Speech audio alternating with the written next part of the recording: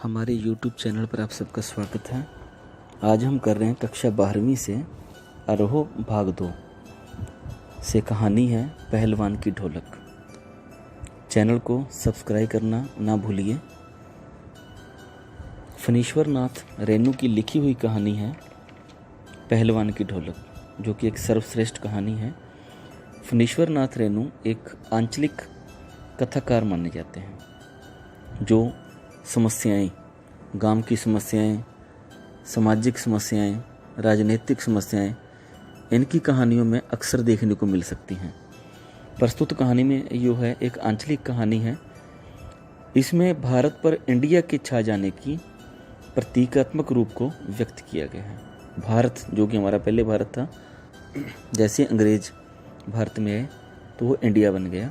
तो भारत पर इंडिया के छा जाने का जो समस्या है और इस व्यवस्था को बदलने के साथ साथ लोक कला और कला का अप्रासंगिक हो जाना भी इनकी सर्वश्रेष्ठ कहानी की काफ़ी, हम कह सकते कि महत्वता रही है। पहलवान की ढोलक, इसके माध्यम से लेखक ने बताया है कि श्यामनगर के समीप एक गांव सर्दी के मौसम में मलेरिया और हैजे से ग्रस्त था। चारों तरफ सन्नाटा छाया रहता था। बांस फूस की झोपड़ियाँ खड़ी हुई थी। रात में जब घना अंधेरा छाया हुआ था तो चारों ओर क्रुन और सिसकियाँ कराहने की आवाज़ें सुन रही थी। सियारों और पेचक की भयानक आवाज़ें सन्नाटे को और भी ज़्यादा डरा रही थी और बीच बीच में थोड़ा सन्नाटे को तोड़ भी रही थी। इस भयंकर सन्नाटे में कुत्ते और समूह बनाकर रो रहे थे। रात्रि जो थी भीषणता और सन्नाटे से युक्त थी, लेकिन लुटन पहलवान की ढोलक इस भीषणता को तोड़ने का प्रयास कर रही थी। इस पहलवान की ढोलक की आवाज़ इस भीषण सन्नाटे को मृत गांव में एक संजीवनी भरने जैसा काम था, संजीवनी जितनी शक्ति देना काम था। लुटन सिंह के माता पिता उसे 9 वर्ष की अवस्था में ही छोड़कर चले गए थे। बचपन में उनकी शादी हो चुकी थी, इसलिए उनकी विधवा सास ने ही उनका पालन पोषण किया और वहीं से ही वो एक पहलवान बने।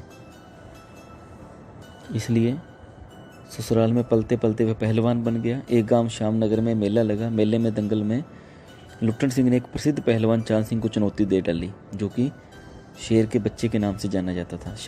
जो श्यामनगर के राजा हैं, उन्होंने बहुत कहने के बाद ही लुट्टन सिंह को पहलवान के साथ लड़ने की इजाज़त दी, क्योंकि पहलवान काफ़ी वो प्रसिद्ध था।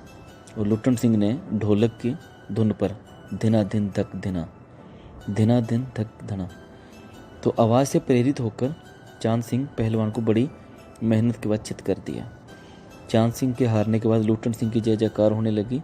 चारों तरफ लुट्टन सिंह पहलवान का नाम प्रसिद्ध हो गया और इसी से प्रभावित होकर उस समय के राजा ने उसे अपने महल में अपने पास ही रख लिया, अपने दरबार में रख लिया।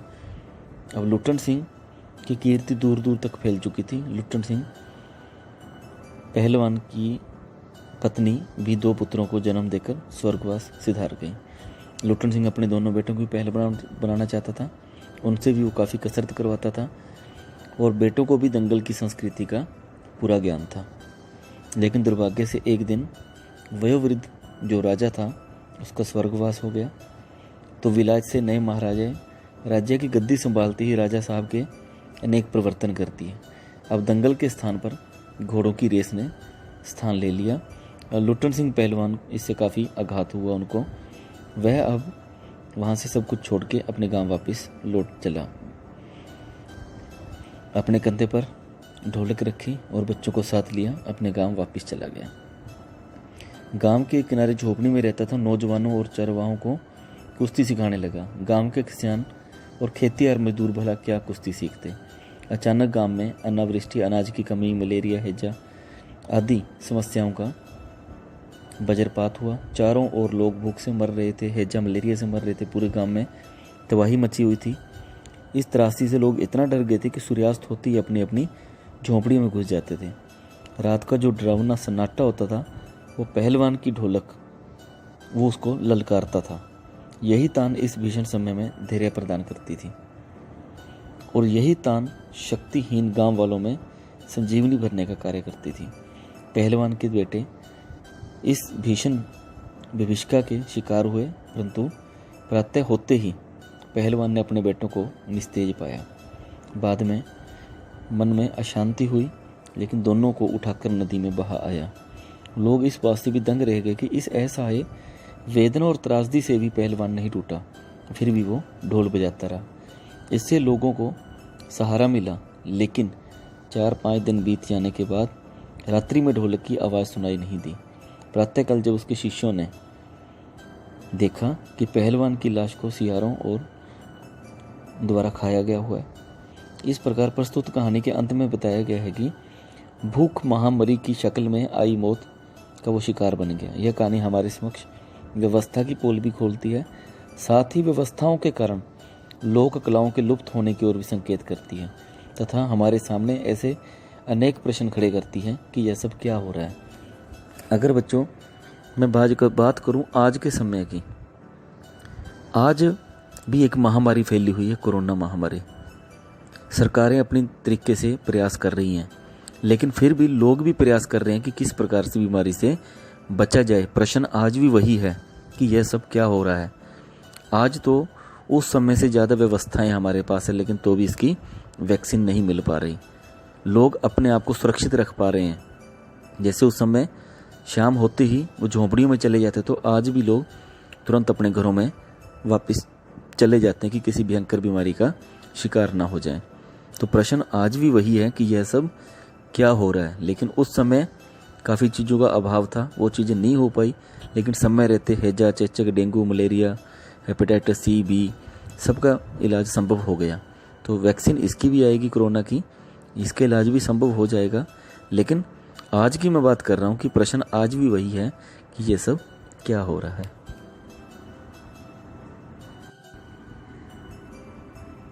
इसके कुछ अभ्यास के प्रश्न हैं बच्चों, वो हम कर रहे हैं। पहला प्रश्न है, कुश्ती के साथ ढोल की आवाज़ और लुट्टन के दाव पेच में क्या तालमेल था। इसका तालमेल ये था कि कुश्ती के समय ढोल की आवाज़ और लुट्टन के दाव पेच में अनूठा तालमेल था। जब ढोल बजता था तो लुट्टन सिंह की इससे शक्ति बढ़ती थी, उसको धैर्य प्रदान करती थी, निरंतरता उसको साहस मिलता था। तो जो उसकी तान बजती थी, धाक दिना तिरकट दिना, धाक दिना तिरकट दिना, ध्वनि को सुनकर वो तैयार हो जाता था और अपने प्रतिद्वंदी के ऊपर दाम पेच लगाकर उसको हरा देता था। तो ऐसे ही हुआ था कि चांद सिंह पहलवान को भी उसने पटक कर ज़मीन पर पटक दिया था। और जो उसकी ढोल की धुन थी जो बज रही थी, वो पहलवान का हौसला बहुत ज़्यादा बढ़ा रही थी। ढोल की आवाज़ अगर हम कहीं भी देखते हैं पास में ढोल बज रहा हो, तो इंसान के अंदर जोश भर आता है।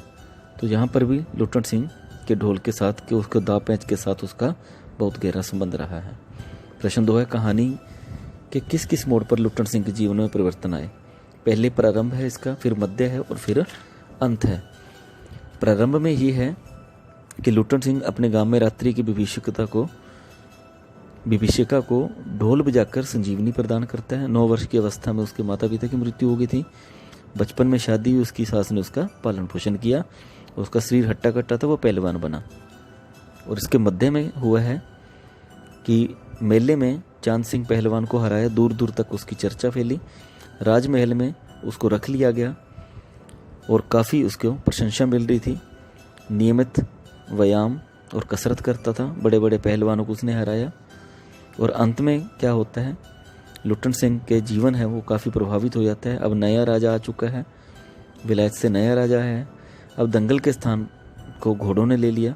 तो राजा के दुर्व्यवहार से निराश होकर लुट्टन सिंह श्यामनगर वापस चला जाता है ढोल और अपने बच्चों को लेकर। और एक दिन ऐसा भी आता है, दोनों बेटे भी उसके मारे जाते हैं और खुद भी वो मृत्यु का शिकार हो जाता है। प्रश्न 3 है, लुट्टन पहलवान ने ऐसा क्यों कहा होगा कि मेरा गुरु और नहीं बल्कि ढोल है। इसलिए क्योंकि उसका गुरु कोई नहीं था, बल्कि पहलवान, उसने किसी पहलवान से कुश्ती के दाव पेच नहीं सीखे थे। उसका लक्ष्य एक पहलवान बनना था। बचपन में गाय चराता था, गायों की धार का गर्म दूध पिया करता था, इसी से उसका शरीर हट्टा कट्टा हो गया। श्यामनगर में मेला देखने गया, वहाँ ढोल बज रहा था, पहलवान कुश्ती कर रहे थे। अचानक ही वह पहलवान से लड़ने के लिए अखाड़े में कूद गए और इससे उसको प्रेरणा मिली।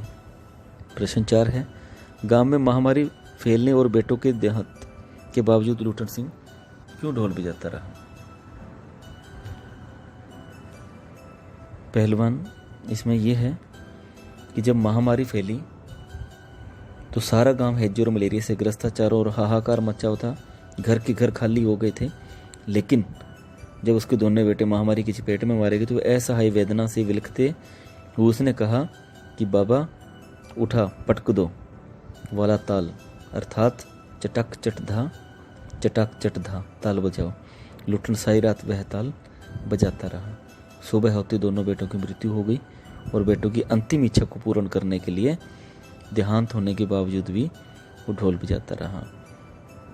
प्रश्न 5 है, ढोल की आवाज़ का पूरे गांव पर क्या असर पड़ता था? पूरे गांव को, जो कि महामारी की चपेट में आ चुका था, उनके अंदर एक स्फूर्ति पैदा करता था और उनके अंदर एक नया जोश पैदा होता था, एक संजीवनी का काम करता था। ढोल की आवाज़ सुनकर शक्तिहीन शिराओं में बिजली सी दौड़ पड़ती थी। मरते हुए प्राणियों को भी आंख मूंदते हुए कोई तकलीफ नहीं होती थी। लोग मृत्यु से भी नहीं डरते थे। इसे सुनकर लोगों के मन में जीने की कोई नई उमंग पैदा हो जाती थी। प्रश्न 6 है, महामारी फैलने के बाद गांव में सूर्योदय और सूर्यास्त के दृश्य में क्या फ़र्क था? अब सूर्योदय दृश्य जो था, महामारी फैलने के बाद गांव में लोग रोते चिल्लाते दुखी हुए अपने घरों से बाहर निकलते, महामारी की भेंट चढ़ जाते, पड़ोसियों परिचितों को देखकर एक दूसरे को ढांढस देते। तो काफ़ी इसका बुरा प्रभाव पड़ रहा था। जिस माँ का बच्चा मलेरिया और हैजा का शिकार हो जाता अथवा पति मर जाता तो गांव वाले उसका धैर्य बंधाते आते थे। घर में पड़े मुर्दों को बिना कफन की नदी में की भेंट चढ़ा दिया जाता था। सूर्यास्त होते ही लोग चारों तरफ सन्नाटा हो जाता, अपनी अपनी झोंपड़ियों में घुस जाते थे। कहीं से किसी की कोई आवाज़ नहीं आती थी और यदि किसी माँ का बेटा मर जाता तो अंतिम बार बेटा कहने के लिए भी उसकी हिम्मत नहीं होती थी, क्योंकि उससे बीमारी और फैलने का डर रहता था। लेकिन लुटन पहलवान सारी रात ढोल बजाता रहता था और लोगों में संजीवनी, नया उत्साह, ऊर्जा भरता रहता था। प्रश्न 7 है, कुश्ती या दंगल पहले लोगों और राजाओं के लिए अच्छे शौक हुआ करते थे, तो राजा एवं लोगों के द्वारा विशेष सम्मान भी दिया जाता था। तो आगे इसके कुछ प्रश्न पूछे गए कि ऐसी स्थिति अब क्यों नहीं हो रही?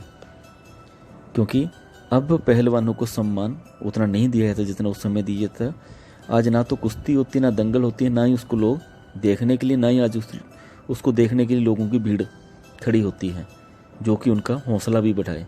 तो आज हम कहें कि प्राचीन संस्कृति अगर दम तोड़ रही है और उसने दम तोड़ भी दिया है, ये सच है। ख भाग है, इसकी जगह अब किन खेलों ने ले ली है? क्रिकेट, घुड़दौड़, मोटर रेस, बास्केटबॉल, फुटबॉल इत्यादि खेलों ने ले ली है। लेकिन इसके साथ साथ हम ये भी कहना चाहेंगे कि स्मार्टफोन और एंड्रॉयड फ़ोन के अंदर जो गेम है उसने भी जगह घरों में ले ली। और बच्चे, कहने को ये भी हम कहते हैं कि बच्चे घरों से ही नहीं निकलते। अरे वो घरों से इसलिए नहीं निकलते, वो पढ़ नहीं रहे होते, बल्कि मोबाइल का भी ज़्यादा इस्तेमाल कर रहे होते हैं।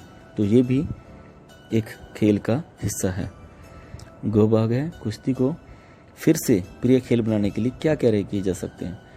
लोगों को जागरूक किया जा सकता है, राष्ट्रीय खेलों में कुश्ती को सम्मिलित किया जा सकता है, मीडिया इस खेल का विश्व स्तर पर प्रसारण कर सकती है, सरकार की ओर से पहलवानों के लिए उपयुक्त आर्थिक योजनाएं बनाई जानी चाहिए ताकि नौजवान पीढ़ी ज़्यादा से ज़्यादा इसकी तरफ अग्रसर हो।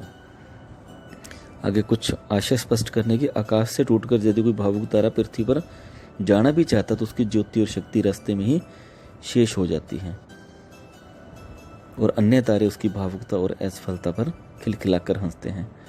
यह एक आशय है कि मलेरिया और हैजा से संपूर्ण वातावरण त्रस्ता, चारों ओर भयानक अंधेरा सन्नाटा छाया हुआ था। तो उसी में बताया कि भयानक वातावरण में आकाश से टूटकर यदि कोई तारा भावुक होकर पृथ्वी पर जाना चाहता है लेकिन वो जा नहीं पाता तो दूसरे उसका मजाक उड़ाते हैं। अमावस्या के गहन अंधकार में आकाश से टूटने वाले तारों का प्रकाश भी पृथ्वी पर दिखाई नहीं देता। ऐसी स्थिति में आकाश के अन्य तारे उस तारे की भावुकता और असफलता पर खिलखिलाकर हंसते हैं। प्रश्न 9 है, पाठ में अनेक सतहों पर प्रकृति का मानवीकरण किया गया है। मानवीकरण अलंकार है कि प्रकृति के माध्यम से मानव को स्पष्ट किया जाए। तो मानवीकरण किया गया है यहाँ पर प्रकृति के माध्यम से मानवों के साथ जोड़कर काफ़ी चीज़ें यहाँ पर दिखाई गई हैं। क भाग है, अंधेरी रात चुपचाप आंसू बहा रही थी। आशय यानी कि गांव में फैले मलेरिया हैजा जो फैला हुआ था, मान लो ऐसा लग रहा था कि उस पीड़ा को उसको रात भी चुपचाप सह रही है और अपने आंसू बहा रही है, क्योंकि चारों तरफ का वातावरण वही था। तो मानवीकरण से रात को भी दिखाया गया कि रात जो है, अंधेरी रात, वो भी पीड़ा को सहन कर रही है। दूसरा भाग है इसका, आकाश से टूटकर भावुक तारा पृथ्वी पर जाना भी चाहता तो उसकी ज्योति और शक्ति रास्ते में ही शेष हो जाती है। अर्थात दुख में डूबे गांववासियों को कोई सहायक नहीं था। आकाश से टूटा तारा भी मानव सहायता के लिए नहीं था, क्योंकि वह आकाश से तो चला लेकिन उन पर नहीं पहुंच पाया। चारों तरफ जो वातावरण था, जो उस समय का माहौल था, उसके लिए प्रयास तो किए जा रहे थे लेकिन उन तक नहीं पहुंच पा रहे थे। तीसरा पार्ट है, अन्य तारे उसकी भावुकता और असफलता पर खिलखिलाकर हंसते हैं। दुख से डूबे गांववासियों की सहायता के लिए आगे बढ़ा तारा, टूटा तारा भी जब भूमि पर ही नहीं पहुंच पाया तो अन्य तारे उसकी भावुकता असफलता पर खिलखिलाकर हंस रहे थे, जो कि स्वयं दूसरों के दुख से दुखी नहीं होते, वे सहायता करने वालों का भी मजाक बनाते हैं। धन्यवाद। YouTube चैनल को सब्सक्राइब जरूर कीजिए।